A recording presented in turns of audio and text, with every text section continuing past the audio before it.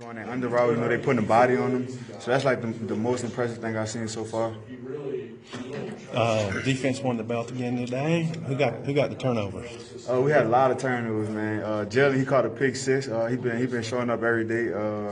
We had another pick on the other side. I couldn't really tell because I was on the other field. Okay, all right. But we had a lot of takeaways today. We had maybe about two on the other field and four on our field. A couple of days ago, Coach Chavis, running down the field with a lot of excitement off a Catalan interception. When guys like yourself see your defensive coordinator showing that much excitement, how does that get the defense revved up to go and finish out the day of fall camp? Well, it just make us want to create more turnovers because like we got this deal when we're in a meeting room together as a defense. We show the turnovers. It's like a big hype thing for us. So just seeing that, guys want to be on that video of turnovers, so that hype us up to get turnovers every day. Judge Chief's running style. Oh man, he said Cooper said he'll get us back in his day. He said, but his running he like the So Cooper said he used to be fast. After seeing that, I kind of believe him now. On Catalan's interception, was he at safety or free safety? He was at free safety. Free safety, Yeah. And you know who the quarterback was? Yeah, the quarterback was John Steele. He was reading the wide, and so the wide he popped up, and Catalan caught it from like underneath. It was a pick six. It was a good one too. How big is the scrimmage coming up for y'all on Saturday? It's very big because we're gonna be live. Guys are gonna fly around. It's not like like how practice has been going. Like we've been kind of like lighting it up, with the contact being physical and stuff like that. But tomorrow gonna be like our first day live, so the scrimmage Saturday gonna have us, running around, hell on fire, stuff like that. You were relied on last year to help, and I think you started the end. But this year you're heading into the season as a starter. Are you ready to take on the challenge? I mean, you're the last line of defense back there. Yes, sir, most definitely. Like I said, last year was for me to get my feet wet. I'm more confident this year. I'm reading things better this year. I can read the tight end better. So this year for me, it's gonna be cocky. I'm gonna be confident this year. So it's not gonna be like last year when I was like a little bit nervous. It was fast for me, so it slowed all the way down, like all the way. Is there something different this year versus last year? I mean, I know everything was new for you last year, but it seems like the energy and the speed is a little different from first. Yes, sir. So it's definitely different. Like I said, the communication is different. Us hiding the post is different. Like, the cornerbacks are different. So everything is just different, And the biggest thing for me and like the rest of the defense is the communication, because don't nothing start without the communication. Welcome in. It's our Wednesday edition, another shortened version of On the Hill Apache Sports Talk Radio. But we were having, with the in session of fall camp, a lot of late interviews, so we apologize for tuning in late. But hopefully the interviews get a little more on time. But we got to cover it. We say we got to bring you the information, so we have to get it to you before we can bring it to you. That's just how we do things on OTH here. But we're real excited to get back on the air as we let you hear audio from player interview media availability today. Sophomore sensation Joe Fouché. And I'm gonna tell you, Demetrius, as I bring in my co-host Demetrius Johnson, demigod in these parts, what I'm starting to see, and this is after 5 days of football, a fall camp, there's a different speed level. There's going to be a lot of plays made in that secondary, people, that hadn't been made over the last 4 or 5 years. Arkansas has always had that secondary that people thought were slow. Not anymore. Joe Fouché, Buster Brown, Pac-Man, McClellan, Miles Mason, Cameron Curl, Ladarius Bishop, Malik Chavis, Greg Brooks, and Devin Bush. Get used to this secondary. They're going to make a lot of plays. I said it August the 7th. I said it. This defensive backfield will be one of the strengths when this season ends. And I think they're going to be one of the interception group leaders in the conference when all is said and done. I just really like what I've seen over the 5-day camp. Also, too, wide receiver Demetrius. They got some grown men over there. I have a lot of video for those who want to see how the guys move. You can also get on our page and check out all of our practice video that we like to show. But there's a clip on there that I have a close-up of Trey Knox, Traylon Burks, Coylin Jackson, Mike Woods. And I'm going to tell you, and TQ Jackson, very, very impressive, Demetrius. Had a chance to spoke with a local media TV personality in Northwest Arkansas, and they covered Florida State and felt like the receivers that they were looking and covering here at Arkansas were reminiscent of what they were used to during their time covering Florida State under the Jimbo Fisher era when there was Jameis Winston in that group, which when I heard that spoke volumes. But I'm going to tell you, grown men are on that end of the field. Yeah, I think that's a position that Chad Morris really spoke about when he first came into Arkansas. He spoke how he wanted those electric wide receivers, and you can really see he really made an emphasis with the way he recruited. You know, that a lot of people were asking the question, why did he bring in so many receivers? Because I felt there were some needed positions that probably could have been addressed a little bit earlier. But I think now guys are kind of seeing his vision of having those 6'3", 6'4" guys that can run 4.3, 4.4. So I think he's really just trying to add that top end threat from an offensive standpoint to really get things going. And I think guys are really going to see that similar Petrino kind of air raid that we are fond of seeing in Arkansas. I think people are really going to be interested in this offense. And it's not only at the wide receiver. You know, I saw skill position at the running back. I saw Devoir Whaley. I saw a healthy Rakeem Boyd, a healthy Chase Hayden. You have a guy that I'm real big on, Monte Spivey. You know, I saw guys that were moving with an extra gear that I hadn't seen. The tight end position, very, very well stopped. The talent at the skill positions, I've said it yesterday, I'll continue to say it, it's some of the better skill position talent that the University of Arkansas has garnered at the same time during a career. And the good thing about it, it's all young talent. And it's in that sophomore, redshirt freshman class. So you know the future's going to be bright. But I just, you know, just the atmosphere and the attitude that these young men are practicing with, you can definitely tell it's a culture buy-in. And, you know, I'm really anxious as we are, what, Demetrius? We're 24 days away from kickoff. 24 days away from kickoff, and there's a lot that I'm really feeling good about. Chad, we played his press conference. He met with the media yesterday, and he feels really good. And I can see why with the way the senior leadership. It's the older guys. It's the fourth-year juniors, the fifth-year seniors, the actual fourth-year seniors. These guys are leading, and there's a lot of, like I said, urgency in it. Man, I'm telling you, I'm not drinking the Kool-Aid. I'm just telling you what I see and the general feeling that I'm getting from this football team. And there is definitely a team that's going to try to get to a bowl game, led by its senior group, Demetrius. Well, I have to agree. We kind of touched on that yesterday about like guys like Sosa, guys like Dijon that were a part of those. I guess you could say highly touted Arkansas teams under the Bielema era, winning that Cotton Bowl and then going on to win the Liberty Bowl. I think they still have that winning taste in their mouth, and I think they're trying to spread it and build that culture, especially Scooter, man. He's a guy that has really and the most underrated. He's really became a lot more vocal. You know, times in years past, he's really just led by like play on the field and how he conducts himself. But this year, I've just seen a different swag in the way he's able to get guys to rally behind him and get guys to.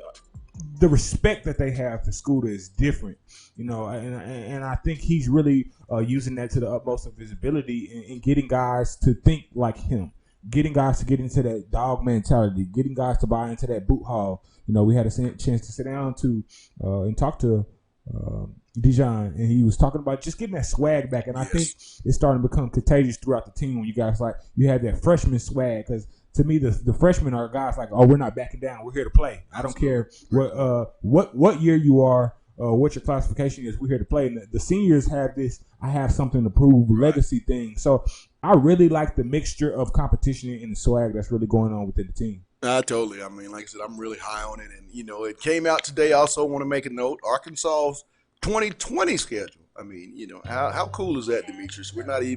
We're 24 days away from the 2019, and here we are already with next year's 2020 schedule. And, you know, you look at that, and we talk about it all the time, the future and the schedule's going to get tougher.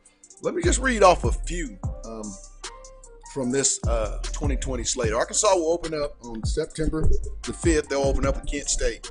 Then they travel to the Dome and play Notre Dame September 12th of 2012, followed by a trip to Mississippi State, Then you go to Jerry's World to take on the Eddie Aggies.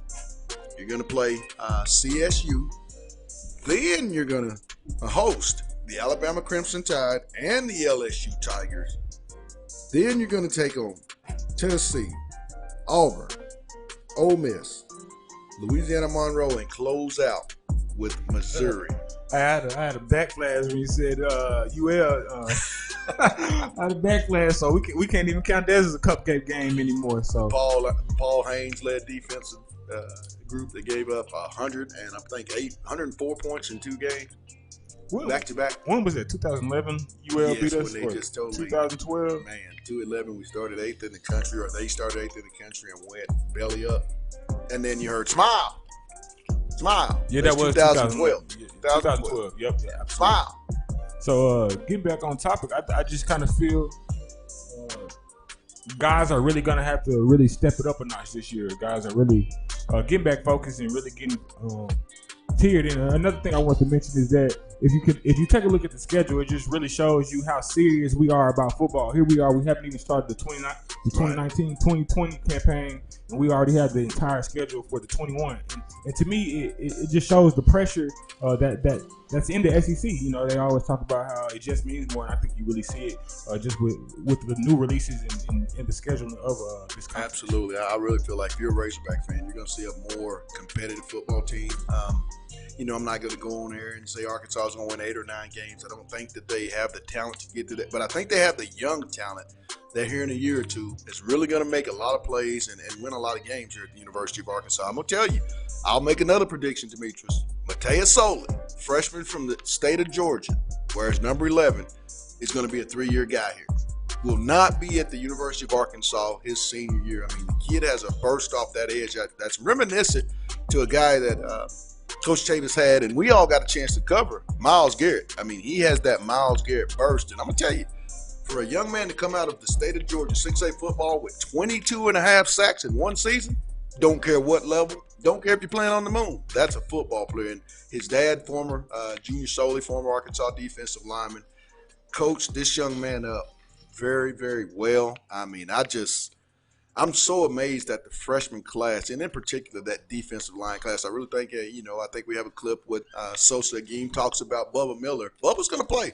Marcus Miller, the young freshman out of Warren High School, will get in the rotation as, Nick Fullwiler, 6'7" guy, that inside guy at tackle where you have those long arms and you can lock in those guards and really move those linemen and create running lanes and lanes for your linebackers to come through, like a Dijon or a Bumper Pool or a Pluck McClure. Those types of things that this defense is starting to, the depth. I think that's what we all talk about, and it's been that way. Arkansas 8 offensive linemen. They're up to 15 this coming season, but just the depth that they're starting to build in the SEC is the reason I think, Demetrius, there's so much optimism under Coach Chad Morrison year 2. Yeah, and going back to Soli, I think what really makes this freshman group special is Soli isn't the only one that may have the ability to leave in 3 years. You just mentioned Bubba Miller. Those are guys that have NFL metrics when you look at height, weight in their respective position. So to me, that's what really is making Chad get in that conversation of being competitive, because he's starting to go get these 5-star caliber guys that Alabama's recruiting, guys that Clemson is recruiting. So I think the more he can kind of string those recruits together and, of course, win, because as we talked about, that schedule is going to get really difficult next year. And I think it's going to be crucial that we start strong this year. I went back and did a little research, and I think if we can win this A&M game, I think that's really going to change the dynamics. Even if he doesn't have the 6 or 7 win game, if we can be competitive and then beat that A&M and get that monkey off our back, I think we're going to see a lot of change, because I think that's really what's going to solidify Chad to really go in Texas and cherry pick. Because I think long as Texas A&M is still that dominant force between Arkansas and Texas A&M, they're going to have the first choice when it comes from kids picking Arkansas versus Texas A&M. But if we can come in there and begin to be competitive in that Southwest Classic Conference, I think we'll have a better shot of really getting top tier guys and not really have to do so much recruiting, but them wanting to come to a winning program. And also, too, I think when you're dealing with such a fragile program like this senior group that's gone through a lot of hardships, yet to make a bowl game. Now, when we talk about C.J. O'Grady, You talk about those fifth-year guys. Yeah, they were freshmen when Arkansas made it to the Independence Bowl. Alex Collins, Hunter Henry, and those guys. But, just going to come down to leadership. And it's got to come down to the seniors and the urgency that they put forth. And I've covered this program since 2012. I have not seen the urgency in the seniors that I get a chance to see with Dev Wildway, Leah Sosa, Geem, those guys, Jamario Bell, a lot more vocalness. But we had a clip with Sosa Geem from today's Player Media Days following Fall Camp Day 2, and we'll be back with much, much more. But let's catch up with Sosa. Here's what the big fella had to say. Sosa, first day in pads, how'd everything go? I mean, it was a pretty good day. You could tell that he was getting to a couple of us, but it was still overall a pretty good day. Defense had some good takeaways. Offense made some good plays. You know how it goes. So it was a lot of back to back. You know what I'm saying, going head to head. But it was still overall a good day. Some of the young guys, how they jumping in there next? You can tell Marcus Miller is definitely rising to the top. He's definitely been going hard. You can tell, you still see flashes in TC and Enoch. And you can definitely tell them three are going to be ready to play on Saturdays. Nick Fullwater, he was working with the second group some day. Yeah, Nick was working with the second group today. When I think of young guys, I think of like the freshman team. Yeah, yeah. But Nick is a good player. You can tell he's grew since he's been here. Hopefully he wears that 48 like Beach Wise. Hopefully we can get some flashes of that sooner or later. But he's been primarily a D tackle. I think he still made that. He probably can add a little weight, but since he's so tall, his frame can carry so much weight. He's like 6'7", if I'm not mistaken. I found it interesting that you went from 279 to 296, and then Dorian went from 286 to 261. I think you guys we probably cut. I got some of his weight, but it's good. You can tell Dorian DG look nice now. He was already nice, so he takes some of that weight off. He get more quickness back. Some more plays. You can tell. I expect big things from DG this year. I remember Catalan got one. I remember Scooter got one, and then I can't remember who got the one on the opposite field. We do two fields now, so we do half and half. So we basically combine the total takeaways at the end of practice. Yes, sir, it was interceptions. Scooter got an interception. Catalan got an interception. I cannot remember that. So talking about today, because those guys had picks the other day. Yes, sir. Yeah, man, the boys racking them up. They racking them up, man. I just needed to transfer over to the Saturdays when it's time to play. No, so is one of your, I can't really see now, but is one of your wrists wrapped up? Yeah, I keep both of my wrists wrapped up to just protect and make sure I'm good. Yeah, how do you feel you guys are going to scrimmage on Saturday? I don't know, they might hold some of you veteran guys out. I don't know. What are you looking for out of scrimmage? I'm far from where I need to be, so I understand I'm a veteran, but I still need to perfect my craft. So I'm not upset if I get through in there. So that's what I'm expecting. I'm expecting to practice. Yeah, from a team standpoint.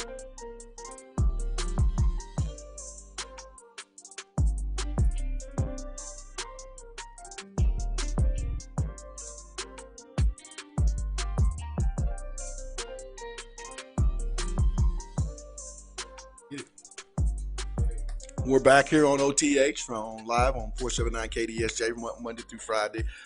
We normally have 1 to 2, but here the previous 2 days we've been delayed broadcast due to our late media availability. With yesterday, Coach Chad Morris, and today Arkansas players are made available following Fall Camp Day 5. Real quick, want to let our sponsors know this would not be possible without you all. Lindsay & Associates, with an office location in Fayetteville, an office location also too in Rogers. Corey Beck's Custom Painting. Want it to look good? Get in touch with Corey Beck. Also to Locomotion. It's located just below the Northwest Arkansas Mall, and we let you hear a little player audio following today's media availability with senior D tackle Telvin Sosa Agim, and he talked about being the elder statesman. Things that he wants to improve on. And that's the thing I see a lot of the seniors. They still know that they have room for growth, and what they have become, Demetrius, and I think that was something that was real lacking in the Brett Bielema era, was being film watchers. Playing football and they're not during our media day player availability. Jarquez, Pac-Man mentioned that. You have to watch film in the SEC as a football player almost like it's TV. You're going against week in and week out guys at every position that you could possibly see on Sundays, either starting or being in the rotation. So I think that's some more of the growth with 52 redshirt freshmen, or third-year sophomores. You have a lot of youth. So I mean, but the way these guys and their work ethic and the buy-in. I mean, I think that's really, Demetrius, the biggest thing that I see is the buy-in and what Coach Morris and this staff are trying to sell to this 85-man roster of Razorback. Absolutely. Buy-in comes with trust. We kind of touched on it yesterday. Just guys having time to build a relationship. You can't truly trust somebody until you get to know them, and I think that's where the disconnect led. Even when you look at the amount of time that Chad came in with trying to do recruiting, because Chad came into a difficult situation. A lot of people don't understand. He came in having to build a class right off the rip. So there was already some type of disconnect with the team because he already had to come in already recruiting, already trying to build for the future, which kind of led from him not getting a real relationship with some of the seniors that graduated last year. So I think he was really forced to choose: do I sit and take time to really get to know these guys for this year one, or should I go ahead and recruit for the future and get the guys that I think I can get in and kind of feed for years to come? And I think that's what he decided to do. And I think when you look down in the near future, you're really going to see that he had to turn the page and kind of look forward. And you're really starting to see how players are starting to buy in and really believe in him. They talk about how he's really a player coach, how he goes outside of football. He checks on them in their personal life. And I think that's crucial because I think those are the guys that you're going to get to run through walls for you when you go beyond football. So many coaches only are friends to you on that field, but when you get a guy that really cares about your personal life and wants to see you succeed just in general, I think you're more inclined to do more for them. And you see a lot of that, with the older guys taking the younger guys off to the side during practice and kind of, showing them the way, telling them where they need to be, how they need to be, and the purpose on why they need to be there. I see a lot of that team coaching, and there just doesn't seem to be any animosity, any strife with this football team. I think it's iron sharpening iron. One team, one goal is what I really see. But like I said, it's all going to come down to that senior leadership and how Chad and this staff, they're going to have to be able to create turnovers and be real stout on the run. I think that's one thing that this team has to get better at is creating more turnovers. I mean, we all know if you win the turnover battle each and every Saturday, you're more than likely going to come out victorious. And that's something this defense in Arkansas over the last 3 or 4 years, and it goes back even further, they hadn't been able to create the turnovers since, I believe it goes back to that 2010 defensive unit with so many great defensive players that they had on that. Janarius Wright and those guys, they were great at creating turnovers, and you got to get back to that. I mean, it's all about getting the ball to your offense to create more point scoring opportunities, and that's something that I'm starting to stick out. But like I go back and say, it's been a great fall camp if you're on the defense side of the ball, and it's not for a lack of poor decision making. It's just these guys have the ability to make plays. Who was that linebacker a couple of years ago that was from Louisiana? He had the dreads. He was with Petrino. He was with Tank. He played from Destrehan, Louisiana. I know what you're talking about. He played for the Saints for the name won't come to me. I know exactly what you're talking about. But it just kind of I just made a correlation with that swag, going back to that swag and just the defensive identity coming through Louisiana and how we're really starting to make that a hotbed for us recruiting-wise. And I think the more we continue to recruit these top-notch level cities, and I'm not saying that Arkansas or states, Arkansas isn't one of them, but I just see a different talent level in culture builders when we go get guys from Louisiana. To me, those have been some of the most influential players that I've seen in my little span at Arkansas from about 2011 to present.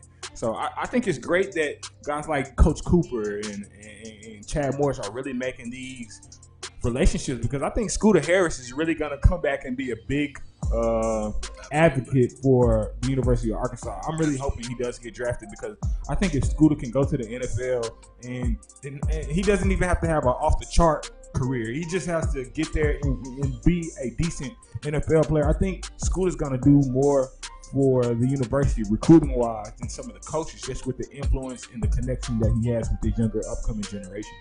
Well, guys, I mean, that's going to wrap up our 30-minute podcast, as we're going to call it today. But we'll be back tomorrow. Hopefully, we can get player media day interviews done and be on for our full hour from 1 to 2 p.m. But also, too, want to make a note, we will be this year's 2019-2020 broadcast team for Fayetteville Athletics, and that will be broadcast on the FM 106.1 KRRD. If you'd like to be a title sponsor, you can contact us at 479-601-7400. Also, too, you can reach out to us here on our Facebook page, On the Hill Sports Talk, and just message us. Let us know you want to be a part of, you can get in game. But I think it's something that we would love to have you be a part of Fayetteville High Bulldogs athletics for the fall school term and into the spring term for basketball. But you can do so by reaching us. If you'd like to be a title sponsor or an in-game sponsor, you can catch us at 601-7400. That's area code 479, or hit us up on our Facebook page.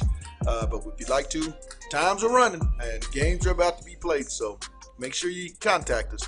But also, too, we're going to leave and say thank you to my producer who makes the show what it is each every day, Demetrius Johnson. Also to our sponsors, Lindsay and Associates, with an office location in Fayetteville, an office location also, too, in Rogers. Corey Beck's Custom Painting. You want to look good? Hit Corey up. He'll do you a great job. He did it for us. And lastly, Locomotion, located just below the Northwest Arkansas Mall. But that's going to do it